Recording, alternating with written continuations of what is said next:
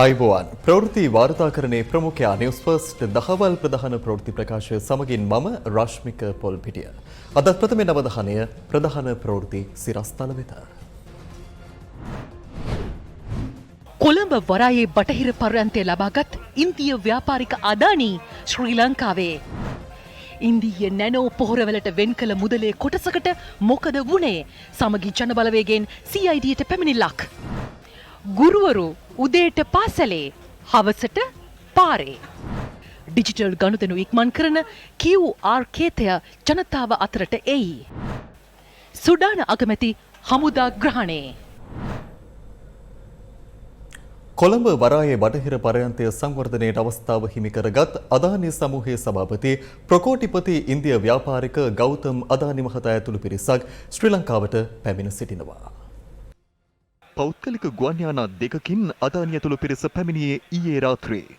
ගෞතම් අදානි මහතා අද දිනේ ජනාධිපති ගෝඨාභය රාජපක්ෂ මහතා සමග සාකච්ඡා පැවැත්වීමට නියමිත බවද හින්දු පුවත්පත වාර්තා කළා. එහි වැඩිදුරටත් දැක්වෙන්නේ බටහිර පර්යන්ත ව්‍යාපෘතිය පිළිබඳව බලශක්ති පුනර්ජනනීය බලශක්ති ක්ෂේත්‍ර පිළිබඳවද මෙහිදී සාකච්ඡා කරනු ඇති බවයි. කොළඹ වරායේ බටහිර පර්යන්තයේ 51ක කොටස් ඉන්දියාවේ අදානි සමාගමට පැවරීමට අදාළ ගිවිසුමට පසුගිය සැප්තැම්බර් 30 වනදා කොළඹදී අත්සන් කෙරුණා. ඒ අනුව වෙස්ට් කන්ටේනර් ඉන්ටර්නැෂනල් ටර්මිනල් නමින් නව ඒකාබද්ධ සමාගමක් මගින් බටහිර පර්යන්තයේ මෙහියුම් කටයුතු පවත්වාගෙන යාමට නියමිතයි. මේ අනුව සමාගමේ අනෙක් හවුල්කාර පාර්ශවය වන ජෝන් කීල් සමාගමද බටහිර පර්යන්තයට අදාළ ගිවිසුමට අත්සන් කර තිබෙනවා. කොළඹ වරායේ බටහිර පර්යන්තයේ 51ක කොටස් ඉන්දියාවේ අදානි සමාගමටත් 34ක් ජෝන් කීල් සමාගමටත් 15ක් වරාය අධිකාරියටත් හිමිව තිබෙනවා.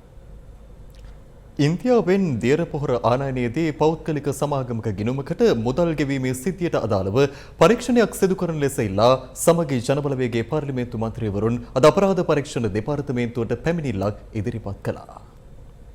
පසුගියදා පාර්ලිමේන්තුවේදී ප්‍රකාශයක් කරමින් ජනතා විමුක්ති පෙරමුණේ ප්‍රචාරක ලේකම් විජිත හේරත් මහතා අනාවරණය කළේ ඉන්දියාවෙන් නැනෝ නයිට්‍රජන් දියර පොහොර ගෙඩවීම සඳහා රුපියල් කෝටි 29ක මුදලක් පසුගිය 17 වනදා මෙරට ආරම්භ කළ පුද්ගලික සමාගමක ගෙනුමකට බැර කර ඇති බවයි. එම මුදලින් රුපියල් 9 කෝටි 20 ලක්ෂයක මුදලක් පමණක් පොහොර ගෙන්වීමට වියදම් කර ඇති බවත් ඉතිරි මුදල අදාළ ගිණුමේ තවදුරටත් ඇති බවත් විජිත හේරත් මන්ත්‍රීවරයා එහිදී කියා සිටියා.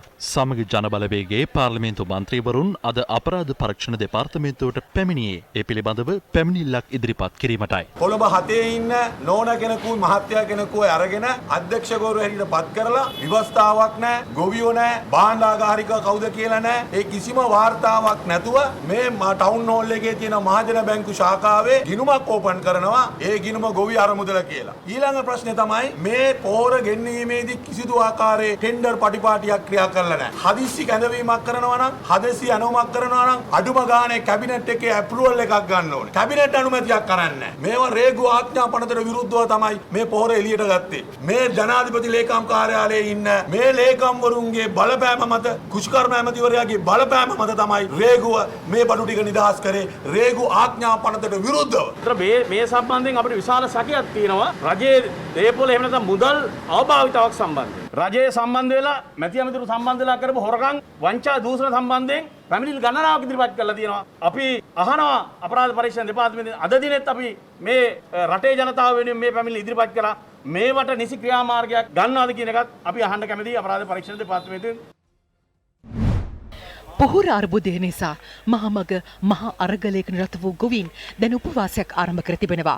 පොළොන්නරුව ඇලහැර ව්‍යාපාරයට අයත් ගොවි සංවිධානවල ගොවීන් ආරම්භ කළ උපවාසය තවදුරටත් ක්‍රියාත්මකයි. ඊයේ බකමූණ මන්සන්දීදී ගොවීන් මෙම අඛණ්ඩ උපවාසය ආරම්භ කළා. තම වගාවන්ට නිසි ප්‍රමිතියෙන් යුතු රසායනික පොහොර ලබා දෙන තෙක් උපවාසය අත් නොහරින බව ගොවීන් පැවසුවා. සමස්ත ලංකා ගොවිජන සම්මේලනය පොළොන්නරුව දීප උයනේ සිට පොළොන්නරුව දිස්ත්‍රික් ලේකම් කාර්යාලය දක්වා විරෝධතා පාගමනක නිරත වුණේ පොහොර ගැටලුවට විසඳුම් ඉල්ලමින්.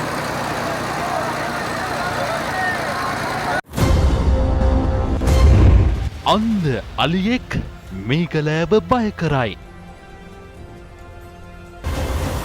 මේ කතාව තව පොඩ්ඩකින් දැයි දුවදරුවන් ආසාවෙන් බලා සිටි දවසක් අද දවසේදී උදා වුණා. ඒ දිවයිනේ සියලු පාසල්වල ප්‍රාථමික අංශ සෞඛ්‍ය ආරක්ෂිත ක්‍රමවේදයන්ට යටත් අද දවසේදී විවෘත කරන්නට යෙදුණා. කොහොමද පාසල් ආරම්භ වුණේ? මේ ගැන තොරතුරු කියන්න ප්‍රවෘත්ති කාමරයේ සිට ඔමායා කොවිලකොඩගේ සූදානම්. ඔමායා ඔව් රශ්මික දැන් මාස 6කට පස්සේ දරුවෝ අද පළවෙනි පාරට මේ විදිහට පාසල් ගියේ. දිවයිනේ සියලු පළාත්වල ප්‍රාථමික අංශ ඔබ කිව්ව විදිහට මේ විදිහට විවෘත කරුණා. ඒ සෞඛ්‍ය ආරක්ෂිත ක්‍රමවේදයන්ට ප්‍රමුඛතාව ලබා දෙමින් අප වාර්තාකරුවන් මේ පාසල් කරා ගියා. බොහෝ පළාත්වල සිසුන් හා ගුරුවරුන්ගේ පැමිණීම සාමාන්‍ය මට්ටමක පැවතුණා කියලයි අප වාර්තාකරුවන් පවසන්නේ.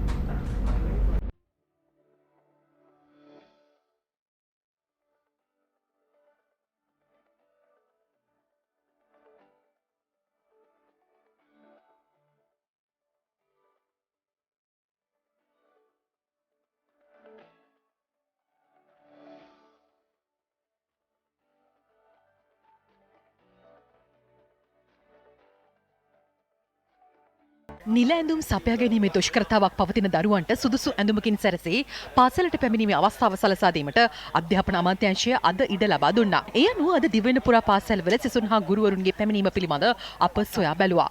මේ අද දින පාදුක්ක උඩුමුල්ල MBH ජයවර්ධන විද්‍යාලයේ දරුවන් හා ගුරුවරුන් දෙමව්පියන් විසින් පාසල් වෙත පිළිගත් අයුරු.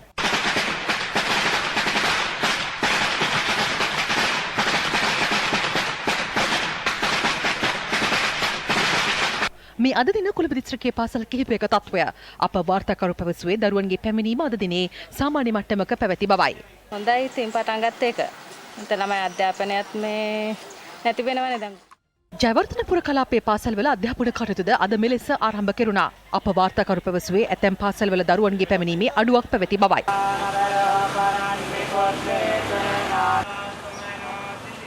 මේ අද ගම්පහ දිස්ත්‍රික්කයේ පාසල් දරුවන් සිය අධ්‍යාපන කටයුතු සඳහා පාසල් වෙත පැමිණි ආකාරය.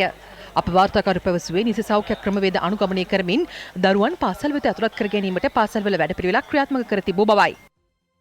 මේ අතර කුරුණෑගල දිස්ත්‍රික්කයේද පාසල්වල ප්‍රාථමික අංශය ආරම්භ කිරීමත් සමග ළමුන්ගේ පැමිණීම ඉහළ මට්ටමක පැවති බව අප වාර්තාකරු පැවසුවා. එමෙන්ම අද දින ගුරුවරුන්ද සාමාන්‍ය පරිදි සේවයට වාර්තා කළා. මේ අතර අනුරාධපුර දිස්ත්‍රික්කයේ පාසල් ළමුන් සහ ගුරුවරුන්ද අද දින පාසල් වෙත සාමාන්‍ය පරිදි පැමිණෙනු දක්නට ලැබුණා.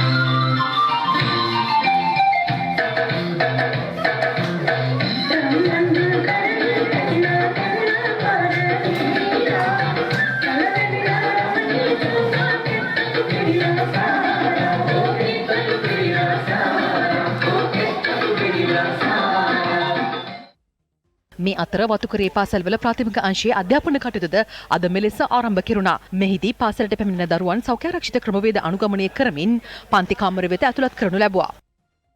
අද උදෑසන පාසල් ආරම්භ කිරීමත් සමග හාලියල ජාතික පාසලේ ප්‍රාථමික අංශයේ දරුවා මෙලෙස සිය අධ්‍යාපන කටයුතු ආරම්භ කළා.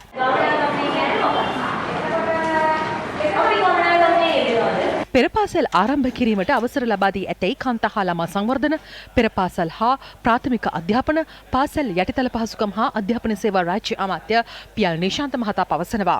රාජ්‍ය අමාත්‍යවරයා පැවසුවේ ළමා ලේකම් කාර්යාලය හරහා ඊට අදාළ උපදෙස් ලබා දී ඇති බවයි. ප්‍රාථමික අංශය සඳහා පාසල් මෙලෙස ආරම්භ වන්නේ වැටුප් විෂමතාව ඇතුළු ගැටලු කිහිපයක් මුල් කර ගැනීමෙන් ගුරු විදුහල්පති වෘත්තීය සමිති නිරත වන පසුබිමකයි. ගුරු සංගම් නියෝජිතයින් ප්‍රකාශ කළේ පාසල් පැමිණෙන දරුවන්ගේ අධ්‍යාපන කටයුතු බාධාවකින් තොරව පවත්වාගෙන යාමට ගුරුවරුන්ගේ සහයෝගය ලබා දෙන බවයි. ඒ අනුව උදෑසන 7:30 පස්වරු 1:30 අතර කාලය තුළ ඔවුන් අකුරට වැඩ කරනු ඇති. ලංකා ගුරු සංගමේ ප්‍රධාන ලේකම් ජෝසප් ස්ටාලින් මහතා ප්‍රකාශ කළේ අද පස්වරු 2ට කොටුව දුම්රියපොළ ඉදිරිපිට හා දිවයිනේ තවත් ස්ථාන කිහිපයකදී වෘත්තීය සමිති නියෝජිතයින් උද්ඝෝෂණ ව්‍යාපාරයක නිරත වන බවයි. මේ අතර ගුරු විදුහල්පති වැටුප් විෂමතාවයට එරෙහි ජාතික එකමුතුව පැවසුවේ තමන් ආරම්භ කළ වර්ජනීය අත්හිටුවා සත්‍යග්‍රහයකට එළඹෙන බවයි. කවරක්කාරයෙන් හෝ දරුවන්ට අහිමි වී ගිය පාසල් ජීවිතය මෙලෙස හෝ ලැබීම පිළිබඳව නිවුස් ෆස්ට් අපිට ඇත්තේ සතුටක්. කෙසේ වෙතත් අද දවසේදී පළාත් අතර බස් හා දුම්රිය ගමනාගමන කටයුතු දහවන කටයුතු කොයි ආකාරයෙන්ද සිදු වුණේ? දරුවන්ට සහ අත්‍යවශ්‍ය රාජකාරිවල නිරත වන පුද්ගලයන්ට කොයි ආකාරයෙන්ද මේ සේවා ඉෂ්ට වුණේ කියලා අපි සොයලා බලන්නට සූදානම්. හැබැයි මේ සේවා ලබා ගන්න පිරිසගේ යම් කිසි අඩුවක් අපිට දක්නට ලැබුණා. මේ අතර අද පළාත්වල දුම්රිය දහවනය ආරම්භ කෙරුණා. දුම්රිය සාමාන්‍යාධිකාරී ධම්මික ජයසුන්දර මහතා සඳහන් කළේ පළාත් තුළ දුම්රිය ගමන් වාර 133ක් ක්‍රියාත්මක කරන බවයි. ඒ අනුව බස්නාහිර පළාත තුළ දුම්රිය දහවනය වන්නේ ප්‍රධාන මාර්ගයේ කොළඹ කොටුවේ සිට අබේපුස්ස දක්වා, මුහුදුබඩ මාර්ගයේ මරදානය සිට අලුත්ගම දක්වා, කැලණිවිලි මාර්ගයේ කොළඹ කොටුවේ සිට අවිස්සාවේල දක්වා, පුත්තලම මාර්ගයේ කොළඹ කොටුවේ සිට මේගමුව දක්වා දුම්රිය දහවනය වන අතර දකුණු පළාත තුළ ගාල්ල සිට ඉන්ද්‍රුව දක්වා දුම්රිය දහවනය වනවා. මේ අතර බෝලවත්ත සිට පුත්තලම දක්වාද දුම්රිය ගමන් වාර කිහිපයක් ක්‍රියාත්මක බව දුම්රිය සාමාන්‍යාධිකාරීවරයා පැවසුවා. පළාත් තුළ දුම්රිය දහවනය ආරම්භ වුවත් මගින්ගේ විශාල අඩුවක් දක්නට ලැබෙනවා. රාජකාරී සඳහා යන ජනතාවගේ පහසුව උදෙසා දිස්ත්‍රික් මට්ටමින් විශේෂ ලංගම බස් රථ සේවාවක්ද ක්‍රියාත්මකයි. මේ අතර අද පළාත් තුළ දුම්රිය දහවනය ආරම්භ කිරීමත් සමග අවිස්සාවේල දුම්රිය ස්ථානයේ කැලණිවිල දුම්රිය මාර්ගයේ දුම්රිය ගමන් වාර 4ක් ක්‍රියාත්මක වුණා. අප වාර්තාකරු පැවසුවේ මගින්ගේ යම් අඩුවක් දක්නට ලැබුණු බවයි. අද ගාල්ල දුම්රිය ස්ථානයෙන් දුම්රිය 2ක් ගමන් ආරම්භ කළා. ගාල්ල සිට බෙන්තොට බලා එක් දුම්රියක් හා තවත් දුම්රියක් මාතර බලා දහවනය වුණා.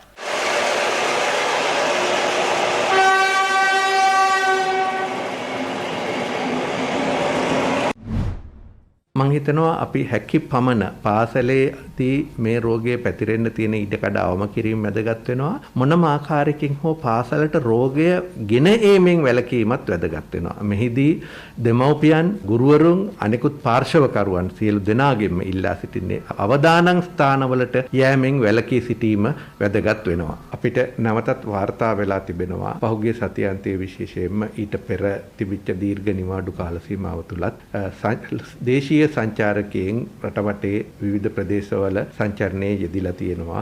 මෙහිදී මේ රෝග තත්ත්වය තවමත් 100% පාලනය කර නොමැති තත්ත්වයක් තුල අපි ඉතාමත් වගකීමෙන් කටයුතු කිරීම වැදගත් වෙනවා.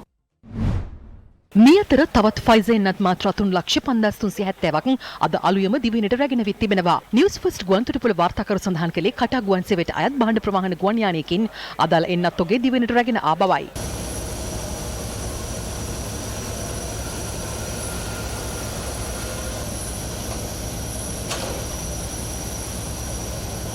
අනතුරුව එම එන්නත් ඔගේ රාජ්‍ය ඖෂධ නීතිගත සංස්ථාවේ ගබඩා සංකීර්ණයේ තැන්පත් කෙරුණා. විදේශීය මුදල් ශ්‍රී ලංකාවට එවීමට ලංකා රෙමිට් නමින් නව ගනුදෙනු ක්‍රමයක් හඳුන්වා දෙන බව මහ බැංකු අධිපති අජිත් නිවාඩ් කබ්‍රාල් මහතා ප්‍රකාශ කරනවා. ඔහු මේ බව ප්‍රකාශ කළේ අද ශ්‍රී ලංකා මහ බැංකුවේ පැවති උත්සවයකට සහභාගී වෙමින්. මෙරට ඩිජිටල් ගනුදෙනු දිරිගන්වමින් ලංකා QR කේතය දිවයින පුරා ප්‍රචලිත කිරීමේ වැඩසටහනක් අද ශ්‍රී ලංකා මහ බැංකුවේදී පැවැත්වුණා. ඒ තරුණ හා ක්‍රීඩා, සංවර්ධන සම්බන්ධීකරණ හා අධීක්ෂණ අමාත්‍ය සහ ඩිජිටල් තාක්ෂණ සහ ව්‍යවසාය සංවර්ධන රාජ්‍ය අමාත්‍ය නාමල් රාජපක්ෂ මහතාගේ ප්‍රධානත්වයෙන් අපි දන්නවා දැනට ඇමරිකානු ඩොලර් බිලියන 7ක පමණ මුදලක් ශ්‍රී ලංකාවට මැද පෙරදිග සහ වෙනත් රටවල් හරහා ප්‍රේෂණය වෙනවා. ඒ අපේ විදේශ විනිමය සහ විදේශ ගිණුම හොඳින් සම්බන්ධීකරණය කර ගැනීමට, හොඳින් පාලනය කර ගැනීමට ඉතා විශාල රුකුලක් වෙලා තියෙනවා. ඒ වුණත් අපි දන්නවා වෙනත් මාර්ග හරහා මුදල් මේ රටට ප්‍රේෂණය. ඒ නිසා සමහර විට අපිට රටට ලැබෙන්නට තියෙන මේ මුදලට වඩා අඩු මුදලක් තමයි අපිට නිල වශයෙන් රටට එනවයි කියලා ගණනය කරන්න වෙලා තියෙන්නේ. ඉතින් ඒ නිසා SL Remit යන නම හරහා කටයුතු කරන්න බලාපොරොත්තු වෙනවා. ඉතාමත්ම ඉක්මනින් ඒ කටයුත්ත අපි කරන්නට බලාපොරොත්තු. එතකොට තමයි මේ රටට ගලා එන්නට තිබෙන මුදල් අපිට ඉක්මනින් සාර්ථකව අපේ රටට ගලා එන්නට පුළුවන් වෙන විදිහට හරි ගස ගන්න පුළුවන්. මම හිතන්නේ එය සාර්ථකව අපිට කරගන්න පුළුවන් වුණොත් තවත් ඇමරිකානු ඩොලර් බිලියන 2ක පමණ මුදලක් අපේ රටට ප්‍රේෂණය වීමට අපිට මඟ සලසන්න පුළුවන්. ලබන අවුරුද්දේ මුල කාර්තු වෙනකොට අපි නැෂනල් ID එක ඩිජිටලයිසේෂන් වලට අපි යනවා. ඒ තුල ලෝකයේ තියෙන ඉහළම තාක්ෂණයේ සහිත ජාතික හැඳුනුම්පතක් අපේ රටේ ජනතාවට ලබන අවුරුද්දේ ලැබෙනවා. උප්පන්න සහතිකයේ සිට මරණ සහතිකයේ දක්වා එක් අංකයක් ලැබෙනවා වගේම එක ඇඟිලි තුඩුවකින් නැත්නම් ෆේෂල් රෙකග්නිෂන් වලින්, අයි රෙකග්නිෂන් වලින්, ෆින්ගර්ප්‍රින්ට් එකෙන්, බයොමැට්‍රික්ස් වලින් ඔබේ අවශ්‍යතාවයන් ඉටු කරගන්න පුළුවන් හැඳුනුම්පතක් ලැබෙනවා. ඒ සඳහා සෞඛ්‍ය නැත්නම් හෙල්ත් කාඩ් එක, ඇග්‍රි කාඩ් එක, ෆර්ටිලයිසර් කාඩ් එකේ ඉඳන් මේ සියල්ලම ප්‍රොෆයිල් කරන්න අවශ්‍ය වැඩපිළිවෙල ලබන අවුරුද්දේ අපි ආරම්භ කරනවා. කැනඩා මුහුදේ ගිනිගන්නා නැවේ 5 දෙනෙක් ජීවිත සටනේ. මේ කතාව තව පොඩ්ඩකින්. සීමා සහිත කැපිටල් මහරජා සමූහයේ හිටපු සභාපති අභාව ප්‍රාප්ත ආර් රාජමහේන්ද්‍රන් මහතාගේ තෙමස් පූර්ණිය නිමිත්තෙන් අද රට පුරා සර්ව ආගමික වතාවන් පැවැත්වෙනවා.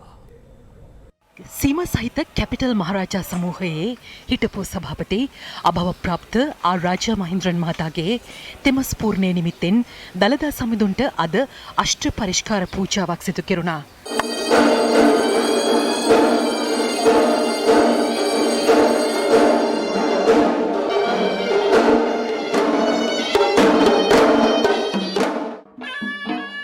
මහා සංඝයා වහන්සේ වෙනුවෙන් දහවල් දානමය පින්කමක්ද මහනුවර බහිරවකන්ද විහාරස්ථානයේදී පැවැත්වුණා.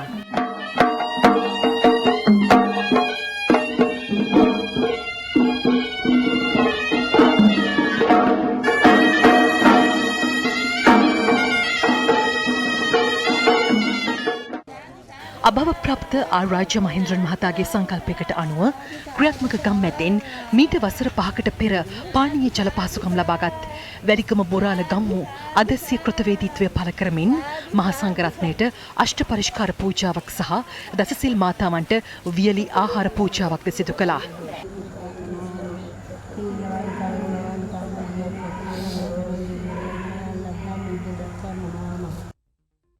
ආර් රාජමහින්ද්‍රන් මහතා වෙනුවෙන් ත්‍රිකුණාමලය තිරුකෝණේශ්වරම් කෝවිලේදීද අද පූජාවක් පැවැත්වුණා.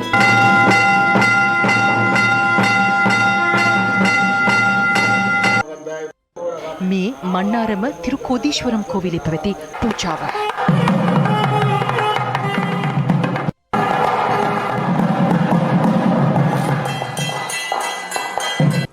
ආර් රාජ මහින්ද්‍රන් මහතාගේ තෙමස් පූර්ණය නිමිත්තෙන් බොරැල්ල සියලු සාන්තුවරයන්ගේ දේවස්ථානයේ අද දිව්‍ය පූජාවක්ද පැවැත්වුණා.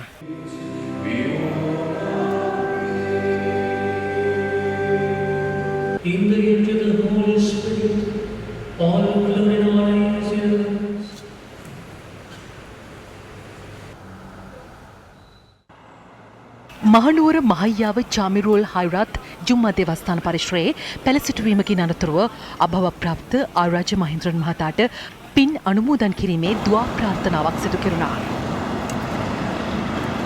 اللهم ربنا هب لنا من ازواجنا وذرياتنا قرة اعين ربنا رب ارحمهما كما ربياني صغيرا. ජීවිත කාලයටම මුදල් ගෙවා පිපාසය නිවාගත් නවගත්තේගම රළපනාවේ පවුල් 200කට අද සිට හිතේ හැටියට වතුර බොන්න ලැබෙනවා. ගම්මැද්ද මේ සත්කාරයට එක්වන්නේ අදට යෙදෙන සීමා සහිත කැපිටල් මහරජා සමූහයේ හිටපු සභාපති ආර් රාජමහින්ද්‍රන් මහතාගේ තුන්මස් සමරු පුණ්‍යානුමෝදනා පින්කමට සමගාමීවයි. කැපිටල් මහරජා සමූහයේ සමූහ අධ්‍යක්ෂ ෂෙවාන් ඩැනියල් මහතා ඇතුළු පිරිසකගේ සහභාගීත්වයෙන් ඒ සත්කාරය ඉටුපුණා.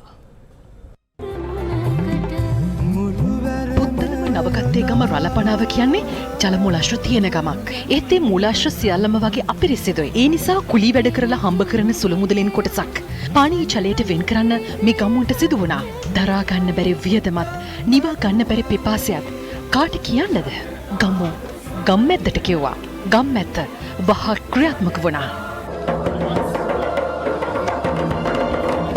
ගම්මැද කණ්ඩායම අද දවසේදී ආවා පුත්තලම දිස්ත්‍රික්කයේ නවගත්තේගම ප්‍රාදේශීය ලේකම් කොට්ටාසේ රළපනාව කියනා වූ ගම්මානයට මේ ප්‍රදේශයේ ජනතාව කාලයක ඉඳන් විදින ප්‍රධාන ගැටලුවක් තමයි පිරිසුදු පානීය ජලය නොමැතිකම.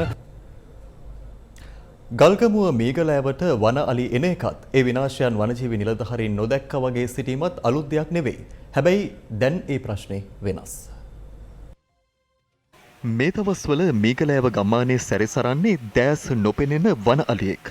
මීගලෑව යුනිට් 3 ගම්මානයේ නිතර සැරිසරන මේ වන අලියා නිසා ජනතාව පත්ව ඇත්තේ දැඩි අපහසුතාවකටයි.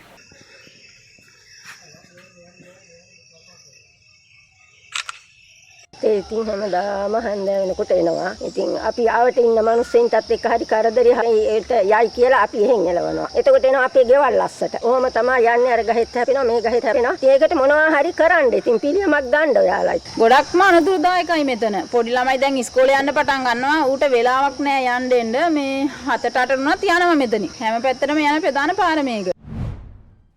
කැකිරාව ගල්කිරියාගම ජාතික නාමල් වෙන රක්ෂිතයේ තුවාල ලබා සිටි තනි දල ඇතාට වයඹ පශු වෛද්‍යවරුන් හා ගල්කිරියාගම වනජීවි නිලධාරීන් ප්‍රතිකාර කර තිබෙනවා. වනජීවි නිලධාරීන් අනුමාන කරන්නේ අලියාගේ ඉදිරි පාදයට වෙඩි තැබීමක් සිදු කරන්නට ඇති බවටයි.